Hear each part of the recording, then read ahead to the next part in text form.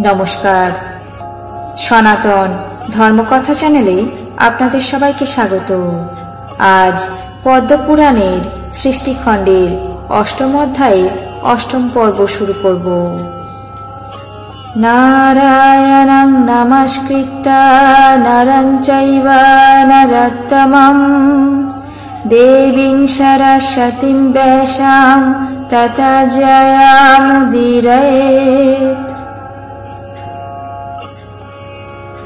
आजिजनत् पुत्रमेकमनेकगुणसंयुतं बुध उत्पद्वा त्वं पुरु स सर्गं गमत् पुनः ईलस्य नाम्ना तद्वर्षमिलावृतं भूत्तदा सोमार्कवंशज राज इलाह भूद्वंशवर्धना एवं पुरुरव पुरर्भवद् वंशवर्धनः इक्ष्वाकुवंशस्य तथैवोक्त नरेश्वरः ईला किं पुरुषत्वे च सुदुम्ना इति चोच्यते।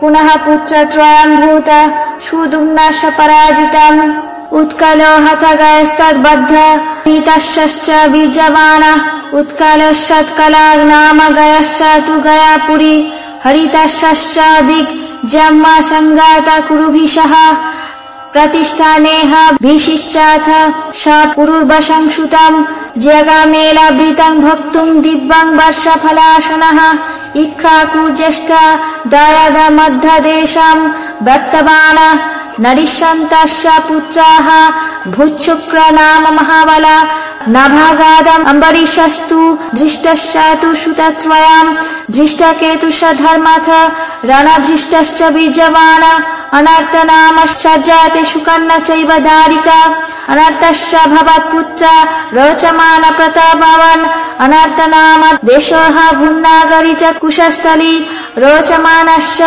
रोबाहो भूद्रेवा दैवत् एव च काकुद्मि च परं नाम ज्येष्ठा पुत्रशतस्य च रेवती तस्य सा कन्या भर्जा रामस्य विश्रुता कुरुषश्चैव कारुषा बहवः प्रथिता भुवि प्रिषाधा गावधच्छूद्रा पुरुषापद जायते इक्ष्वाकुपुत्र नाम्नाथ विकुक्षि निमिदण्डका श्रेष्ठा पुत्र शतशासना पञ्चाशच्चाथ तत्सुता मेरुरुत्वरतस्ते तु जता पार्थिव समत्ता चत्वारिंशत्तथाष्टानि शता मध्ये च जेह भवन् मेरुरुत्वरतस्ते तु जता पार्थिव सत्तामा। অর্থাৎ ইলের গর্ভে এক বহুগুণ সম্পন্ন পুত্রের জন্ম হল। বুধ পুত্র জন্ম দিয়ে স্বর্গে গমন করেন। সেই পুত্র পুরু নামে অভিহিত হয়। ইলের নাম অনুসারে ওই দেশ ইলাবৃত বর্ষ নামে খ্যাতি লাভ করে। রাজা ইল চন্দ্র এবং সূর্য উভয় বংশেরই বংশধর ছিলেন। এইভাবে পুরুরবা পুরু বংশধর হন এবং ইক্ষ্বাকু সূর্য বংশবর্ধন হয়েছিলেন। ইল কিমপুরুষ অবস্থায় সুদুম্ন নামে অভিহিত হয়েছিলেন। সুদুম্নের আরো 3 পুত্র হয়েছিল। তাদের নাম উৎকল, গয় এবং হরিতাশ্য।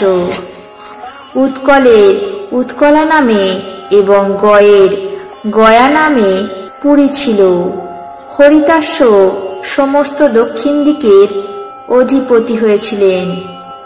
সুদুম্ন প্রতিষ্ঠানপুরে পুত্র পুরুরবাকে অভিষিক্ত করে দিব্য ইলাবৃত বর্ষ ভোগ করবার জন্য গমন করেন।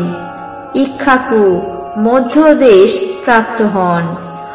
নরিষ্যন্তের সুক নামে এক মহাবল পুত্রের জন্ম হয়। নাভাগ থেকে অম্বরীশের জন্ম হয়। ধৃষ্টের 3টি পুত্র ধৃষ্টকেতু, সধর্মা এবং বীর্যবান রণধৃষ্ট। সরজাতের আনর্ত নামে এক পুত্র এবং সুকন্যা নামে এক কন্যা হয়। আনর্তের পুত্র প্রতাপবান রোচবান।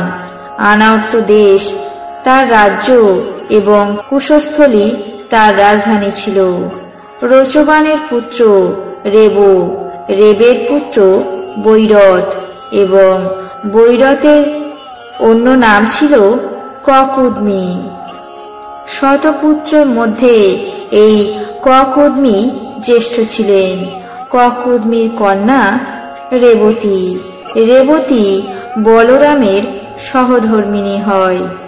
করুষের থেকে বহু কারুষগণ জন্মলাভ করে ভূতলে খ্যাতি লাভ করে। পিশদ্র গোবধের জন্য গুরুর অভিশাপে শূদ্র হয়ে জন্মেছিলেন। ইক্ষ্বাকুর পুত্রগণের নাম বিকুক্ষী, নিমি এবং দণ্ডক।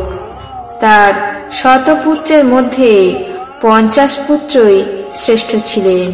এই সকল পুত্র মেরুর উত্তর দিকে রাজা হয়েছিলেন।